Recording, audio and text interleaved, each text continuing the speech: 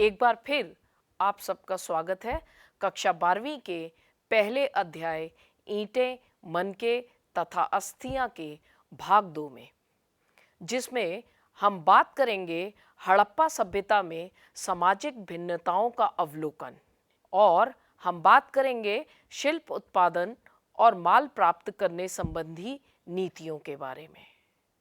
तो ईंटें, मनके और अस्थियां के पार्ट 1 में हमने जिन विषयों पर चर्चा की थी वो थे पारिभाषिक शब्द, स्थान और काल, आरंभिक हड़प्पा और हड़प्पा सभ्यता, निर्वाह यानी खान-पान के तरीके और मोहनजोदाड़ो एक नियोजित शहर। आज हम चर्चा करेंगे हड़प्पा सभ्यता में सामाजिक भिन्नताओं का अवलोकन, शिल्प उत्पादन और माल प्राप्त करने संबंधी नीतियां। जब भी हम कोई चर्चा करते हैं तो उसका उद्देश्य जरूर होता है। तो आज की हमारी चर्चा का लर्निंग आउटकम यानी शैक्षिक उद्देश्य है आरंभिक शहरी केंद्रों की आर्थिक और सामाजिक संस्थाओं से शिक्षार्थियों को परिचित कराना। तो चलिए निकल पड़े हम अपनी आज की यात्रा पर।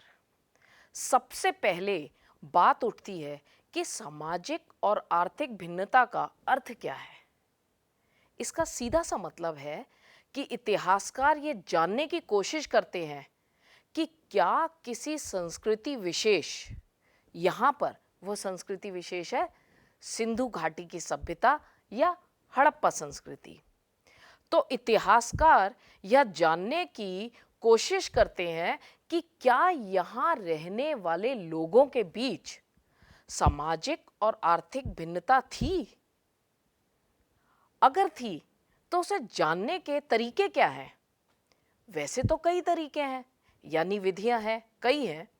इन्हीं विधियों में से एक विधि है शवाधानों का अध्ययन। अब यहाँ बात उठती है शवाधान का क्या मतलब है। शवाधान यानी मृतकों को किस तरह दफनाया जाता था या उनका दाह संस्कार कैसे किया जाता था। और दूसरा तरीका है विलासिता की वस्तुओं की खोज। अगर शवाधानों के अध्ययन की हम बात करते हैं तो सीधे मिस्र के पिरामिड याद आते हैं। वो तो हम सभी ने मिस्र के पिरामिड्स के बारे में सुन रखा है, जहां मिस्र के प्राचीन राजाओं को बहुत सारी धन संपत्ति के साथ दफनाया गया है। ये सभ्यता यानी मिस्र की सभ्यता नील नदी के किनारे बसी थी और जिस तरह मेसोपोटामिया की सभ्यता हड़प्पा सभ्यता की समकालीन सभ्यता है, उसी तरह मिस्र की सभ्यता भी हड़प्पा सभ्यता की समकालीन सभ्यता मानी जाती है। और मिस्र की सभ्यता में शवाधानों के अध्ययन से ये पता लगता है जितनी बड़ी मात्रा में शव के साथ धन संपत्ति दफनाई गई थी वह उतना ही बड़ा व्यक्ति या राजा होगा। और यहाँ चित्र में आप एक हड़प्पा शवाधान देख रहे हैं और हड़प्पा स्थलों से मिले शवाधानों में आम तौर पर मृतक यानी शव को गड्ढों में दफनाया गया है। कभी कभी इन गड्ढों की बनावट एक दूसरे से अलग होती थी। कुछ जगहों पर गर्तों यानी गड्ढों की सतह पर ईंटों की चिनाई की गई थी, पर केवल मात्र इतनी भिन्नता से सामाजिक भिन्नताओं का पता लगाना तो कठिन है। तो कुछ कब्रों में बर्तन भी और आभूषण भी मिले। आभूषण यानी ज्वेलरी, जिससे लगता है कि शायद चीजें इसलिए रखी गईं ताकि मरने के बाद के जीवन में मरने वाला व्यक्ति इसका उपयोग कर सके। इसका सीधा सा मतलब होता है कि उन लोगों का शायद मृत्यु के बाद के जीवन में विश्वास था। एक और बात देखने में आई है कि जो आभूषण है वो केवल महिलाओं के शवाधानों में नहीं मिले हैं, पुरुषों के शवाधानों में भी मिले हैं। इसका मतलब ये हुआ कि महिला और पुरुष दोनों ही खुद को सजाने के लिए आभूषण पहना करते होंगे।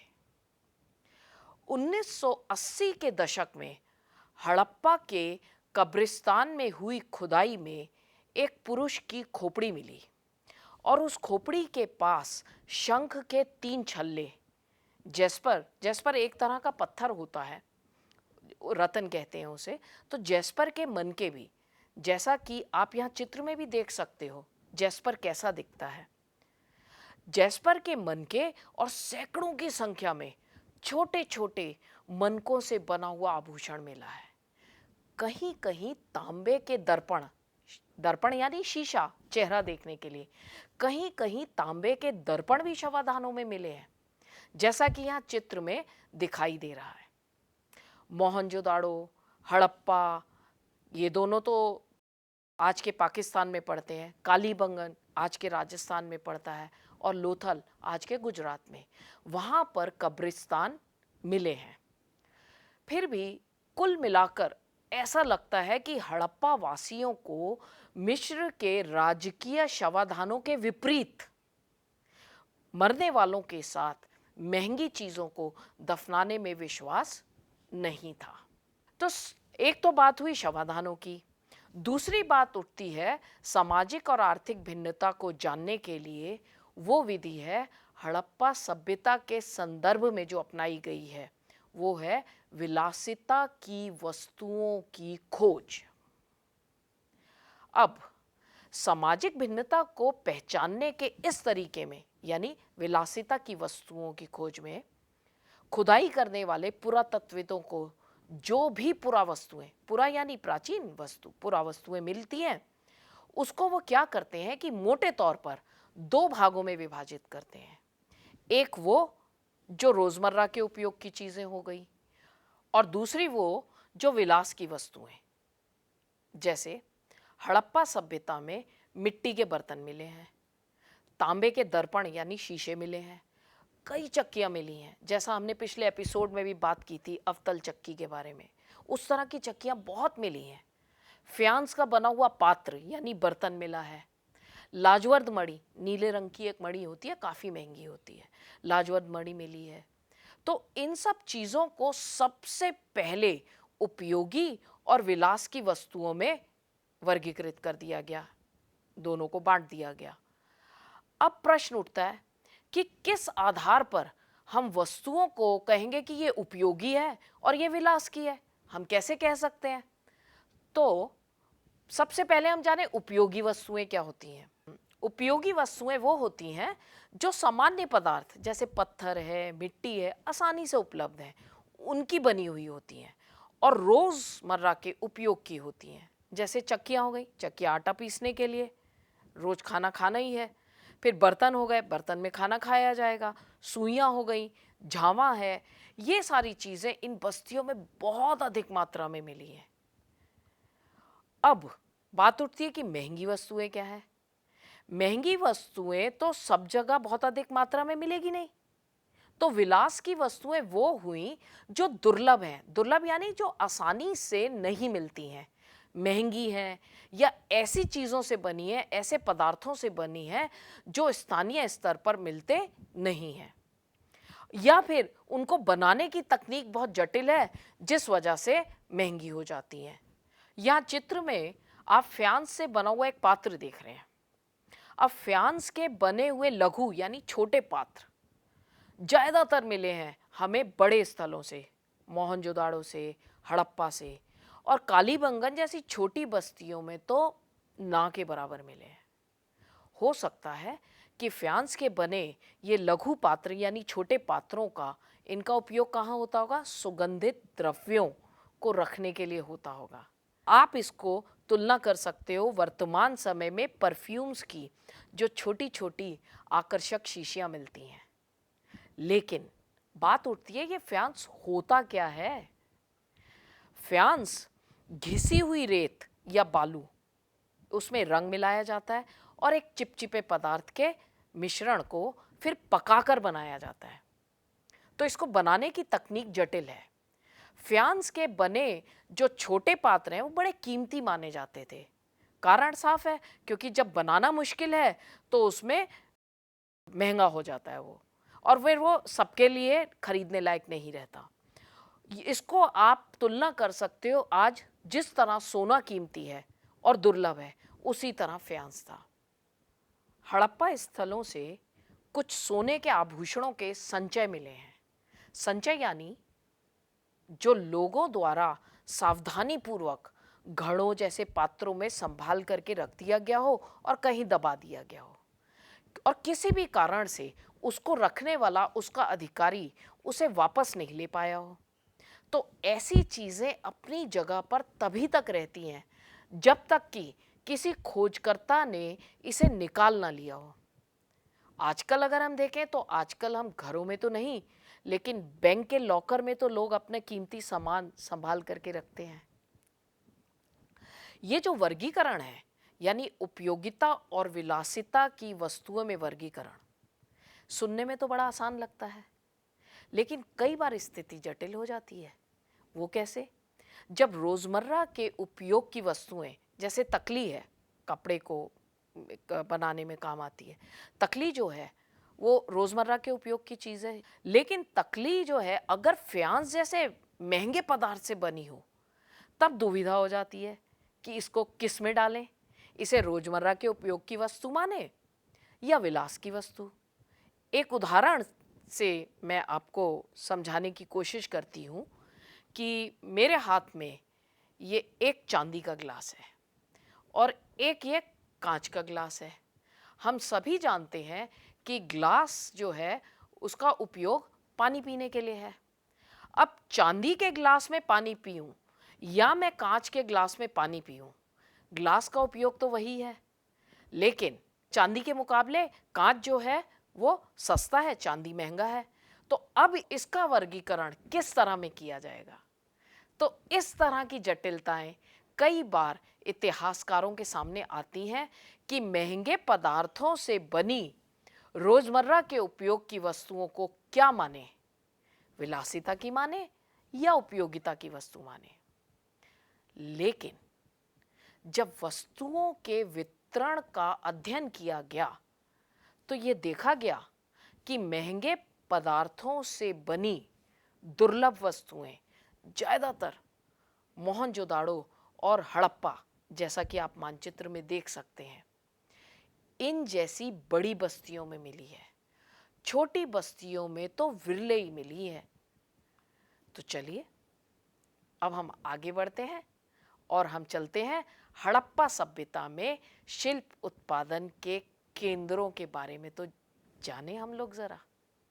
जैसा कि आप यहाँ मानचित्र में देख सकते हैं, चन्नूदड़ो जो आज के पाकिस्तान में पड़ता है, एक छोटी सी बस्ती है जो पूरी तरह से शिल्प उत्पादन की केंद्र थी।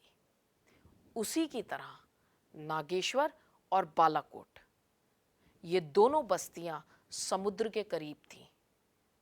ये बस्तियां शिल्प उत्पादन का केंद्र थीं, यानी चन्नूदड़ो है, नागेश्वर है, बालाकोट है, ये शिल्प उत्पादन का केंद्र थी। इसके अलावा चन्नूदड़ो में लोथल और धौलावीरा जो आज के गुजरात में पड़ते हैं, वहाँ पर छेद करने का विशेष उपकरण भी मिला है। यहाँ चित्र में आप देख सकते हैं मनकों के निर्माण में कई तरह के पदार्थों का उपयोग किया जाता था। जैसे चित्र में आप देख रहे हो, लाल रंग का कार्नेलियन है, जैस्पर है, स्फटिक है, क्वार्ट्ज है, सेल खड़ी है। धातुओं में देखें तो तांबा है, कांसा है, सोना, शंख है, सेल खड़ी, पकी मिट्टी, इन सभी का उपयोग मनके बनाने में होता था। हालांकि शिल्प कार्यों में मनके बनाने के अलावा शंख की कटाई, धातु का काम, मोहरे बनाना, बाट बनाना भी शामिल है। यहाँ पर चित्र में आप औजार और मनके दोनों देख पा रहे हैं। यह मनके जो हैं वो चक्र के आकार के भी हैं, बेलनाकार मनके भी मिले हैं, गोलाकार मनके भी मिले हैं, ढोलक के आकार के भी मिले हैं और कुछ खंडित यानी टूटे फूटे भी मिले हैं। हम ये कैसे भूल जाएं कि हम बात कर रहे हैं आज से 4,500 वर्ष पुरानी सभ्यता की। कुछ मनके तो 2 या उससे ज्यादा पत्थरों को आपस में जोड़कर बनाए जाते थे। और कुछ सोने के टॉप वाले पत्थर के होते थे। इसको आप आजकल महिलाएं जो कानों में टॉप्स पहनती हैं, आगे मोती लगा हुआ और पीछे सोने का उसका जो है ऊपर टॉप बनाया जाता है, तो उससे आप इसकी तुलना कर सकते हो। तो इसका मतलब है कि आजकल भी इस तरह के आभूषण पहने जाते हैं। और कुछ मनकों को उत्कीर्ण, उत्कीर्ण यानी उसके जो है कुरेद करके उस पर कुछ भी नक्काशी या कलाकारी की गई, या चित्रकारी के माध्यम से कुछ मनकों को सजाया गया है, और कुछ पर रेखा चित्र बनाए गए हैं। अब मनके बनाने की तकनीक जो है उसमें प्रयोग किए गए पदार्थ के अनुसार अलग अलग है। क्यों अलग अलग है? अगर एक कठोर पत्थर की बात करें तो उस पर एक अलग तकनीक आएगी, और अगर सैलखड़ी जैसे बहुत मुलायम पत्थर की बात करें जिस पर आसानी से काम हो जाता था, कुछ मनके सैलखड़ी के चूरन के लेप को सांचे में ढालकर तैयार किए जाते थे और मुलायम होते थे, इस कारण इससे कई तरह का आकार दिया जा सकता था। इसके विपरीत कुछ ठोस पत्थरों से बनने वाले जो मनके हैं वो ज्यामिति यानी ज्योमेट्रिकल आकार के, आयताकार या और जो ज्यामिति के अंदर आते हैं उस आकार के मिले। लेकिन इतने मुलायम पत्थर से यानी सैलखड़ी से बहुत बारीक मनके कैसे बनाए जाते थे, उसके लिए कौन सी तकनीक थी जो अपनाई जाती थी, ये आज भी पुरातत्वविदों और इतिहासकारों के लिए एक पहेली है। कार्नेलियन पत्थर की अगर हम बात करते हैं, लाल रंग का है, लेकिन उसका लाल रंग कहाँ से आता है? उसका लाल रंग पीले रंग के कच्चे माल और उत्पादन के अलग अलग चरणों में मनकों को आग में पकाकर प्राप्त किया जाता था। पत्थर के बड़े बड़े पिंड जो हैं उनको पहले तोड़ा जाता था, फिर उस पर बारीकी से काम करके जो अतिरिक्त हिस्सा होता था उसको निकाल दिया जाता था और बाकी को परिष्कृत करके मनके का रूप दे दिया जाता था। मनके का रूप देने के बाद उसकी घिसाई होती थी, पॉलिश होती थी और उसमें छेद किया जाता था। छेद करने के औजार जैसा मैंने पहले भी बोला, चन्नूदड़ो, लोथल और धौलावीरा से मिले हैं, जैसा कि आप मानचित्र में इन स्थलों को देख भी सकते हैं। अब आप यहाँ मानचित्र में गुजरात में स्थित नागेश्वर और वर्तमान पाकिस्तान में स्थित बालाकोट को देख सकते हो। इन दोनों जगहों पर, दोनों समुद्र के करीब पड़ते हैं, तो इन दोनों जगहों पर शंख से बनी चूड़ियाँ हैं, करछियाँ हैं, पच्चीकारी की वस्तुएं वो मिली हैं, और तैयार माल को मोहनजोदाड़ो और हड़प्पा जैसे बड़े शहरी केंद्रों तक लाया जाता था। आप यहाँ चित्र में मिट्टी की बनी पुरा वस्तुएं देख रहे हैं, जैसे बर्तन है जिसमें ज्यामितीय आकार है, या ये मिट्टी की मूर्ति देख रहे हैं। इनमें से कई पुरा वस्तुएं आज भी दिल्ली के राष्ट्रीय संग्रहालय यानी नेशनल म्यूजियम और लोथल के स्थानीय संग्रहालय में सुरक्षित रखी गई हैं। मिट्टी की मातृदेवी की कई मूर्तियां हड़प्पा संस्कृति में मिली हैं। अब हमने ये तो कह दिया कि ये उत्पादन के केंद्र थे, लेकिन फिर वही बात कि आज से 4,500 वर्ष पुरानी सभ्यता के उत्पादन केंद्रों की हमने पहचान कैसे की? वो कौन से सबूत या साक्ष्य थे जिनसे हम पहचान पाए कि चन्नूदड़ो है, नागेश्वर है, बालाकोट है, ये उत्पादन के केंद्र थे? प्रश्न पूछा जा सकता है। और उत्पादन के केंद्रों की पहचान पुरातत्वविदों ने कुछ सबूतों के आधार पर की है, जैसे पत्थर के जो बड़े बड़े पिंड मिले या पूरा शंख मिला, धातु मिली, तांबा है, सोना है या कच्चा माल मिला। वहाँ पर उन्हें औजार मिले, लोथल में मिले, और अभी फिलहाल थोड़े समय पहले धौलावीरा में मनकों में छेद करने का उपकरण मिला। इसके अलावा आधी अधूरी बनी वस्तुएं मिली, या वस्तुओं को बनाने के बाद जो कूड़ा करकट है वो मिला और त्याग दिया गया माल मिला। अब कूड़ा करकट शब्द जब आता है तो फिर एक प्रश्न उठता है, कूड़ा कैसे शिल्प उत्पादन के केंद्र के बारे में बताता है? साधारण सी बात है। जहां वस्तुओं का निर्माण होगा, जहां उसके लिए पत्थर को काटा जाएगा, तो इन पदार्थों के बचे हुए टुकड़े कूड़े के रूप में उत्पादन केंद्र पर फेंक दिए जाते थे। कभी कभी बड़े बेकार टुकड़ों को छोटे आकार की चीजें बनाने के लिए प्रयोग कर लिया जाता था, लेकिन बहुत छोटे टुकड़ों को वहीं पर कूड़े की तरह छोड़ दिया जाता था, जिससे ये पता लग पाया कि ना केवल छोटे विशिष्ट केंद्रों में, बल्कि बड़े शहरों में भी, उस समय के बड़े शहरों में जैसे हड़प्पा और मोहनजोदाड़ो, वहाँ भी शिल्प उत्पादन का काम हुआ करता था।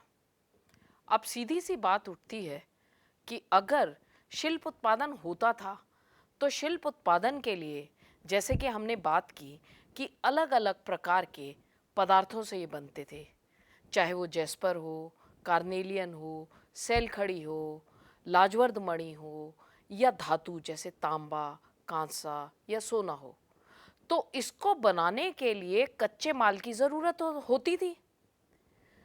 तो ये माल आता कहाँ से था? हड़प्पावासी शिल्प उत्पादन के लिए माल प्राप्त करने के कई तरीके अपनाते थे। कुछ माल तो स्थानीय स्तर पर मिल जाता था और कुछ दूसरे क्षेत्रों से मंगाया जाता था।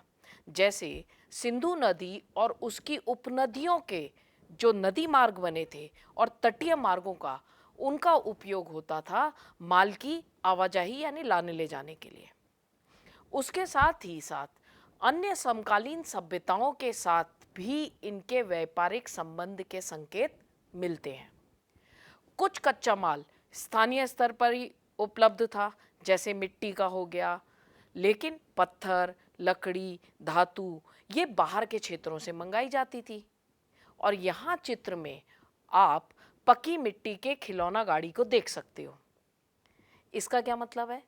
इसका मतलब है कि बैलगाड़ी का उपयोग सामान और लोगों को एक जगह से दूसरी जगह सड़क के रास्ते से यानी थल मार्ग के द्वारा ले जाने के लिए होता होगा, तभी तो उसके खिलौना गाड़ी भी बनी है।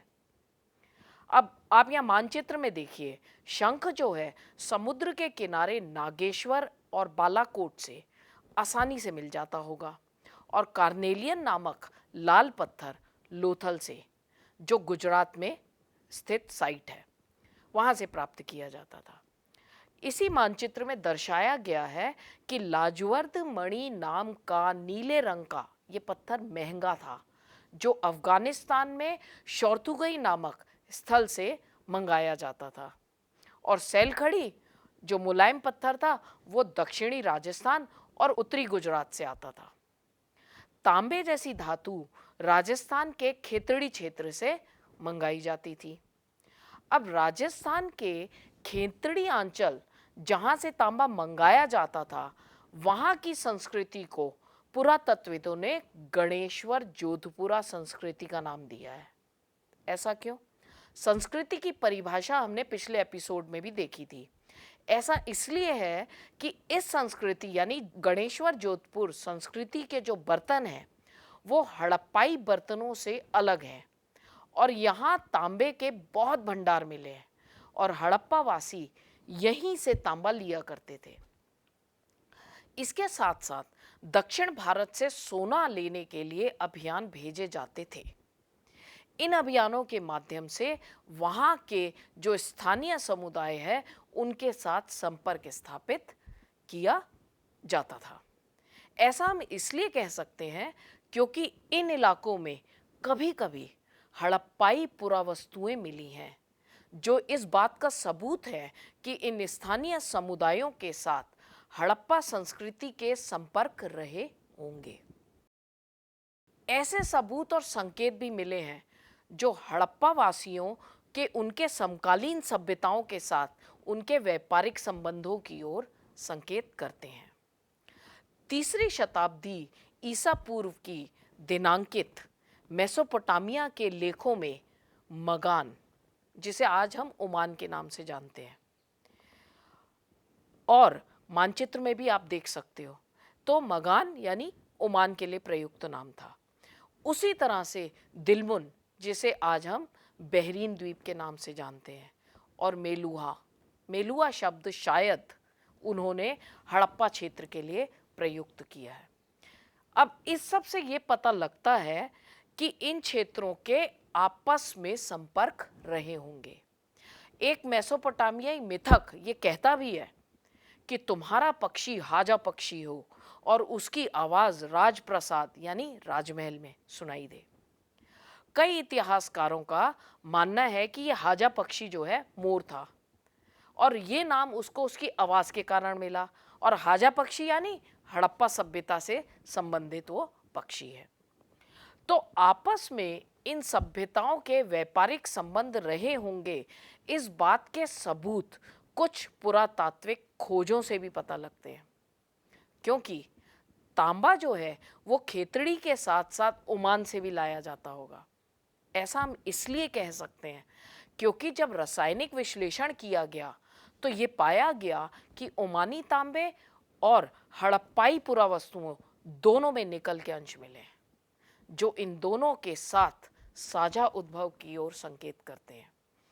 इसके अलावा जैसा कि आप यहाँ चित्र में देख सकते हैं, एक विशेष तरह का हड़प्पाई मर्तबान है ये, जो ओमान से मिला है। इसके ऊपर काली मिट्टी की एक मोटी परत चढ़ाई गई थी। ये मोटी परत क्यों चढ़ाई गई?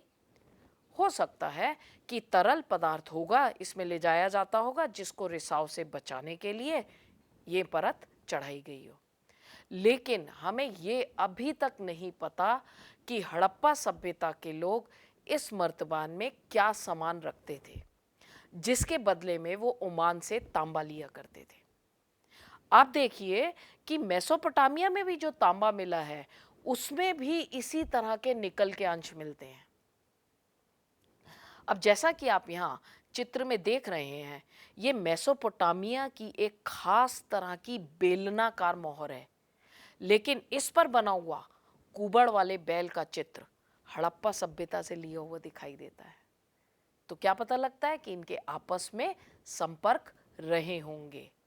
अब बहरीन यानी कि जिसको प्राचीन दिलमुन, वहां से मिली ये गोलाकार फारस की खाड़ी प्रकार की मोहर पर कभी कभी हड़प्पा चित्र भी मिलते हैं। और एक दिलचस्प बात और है कि बहरीन यानी दिलमुन के जो स्थानीय बाट थे वो हड़प्पाई मानकों का अनुसरण करते हुए दिखाई देते हैं। यहाँ एक और बात उल्लेखनीय है कि पुरातात्विक खोजों में हड़प्पाई मोहरें, बाट, पासे, मनके, इन सब का मिलना लंबी दूरी के संपर्कों की ओर एक बहुत ही महत्वपूर्ण संकेत करता है। मेसोपोटामिया का लेख मेलुहा, मेलुहा यानी हड़प्पा सभ्यता, हड़प्पा सभ्यता से प्राप्त होने वाले सामानों में कार्नेलियन, लाजवर्द मणि, तांबा, सोना और कई तरह की लकड़ियों का उल्लेख करता है। मेसोपोटामिया का लेख मेलुहा यानी हड़प्पा क्षेत्र को नाविकों का देश भी कहता है, और इसके समर्थन में हम यहाँ पर चित्र देख सकते हैं। ये नाव का चित्र है मोहर पर। तो जो आप यहाँ चित्र में देख रहे हैं, ये सारी बातें इस ओर संकेत करती हैं कि हड़प्पावासी समुद्र के रास्ते से अन्य क्षेत्रों से व्यापार करते होंगे, और ये भी संभव है कि वर्तमान ओमान यानी मगान, बहरीन यानी प्राचीन दिलमुन और मेसोपोटामिया की सभ्यता के साथ हड़प्पा वासियों के व्यापारिक संबंध रहे होंगे।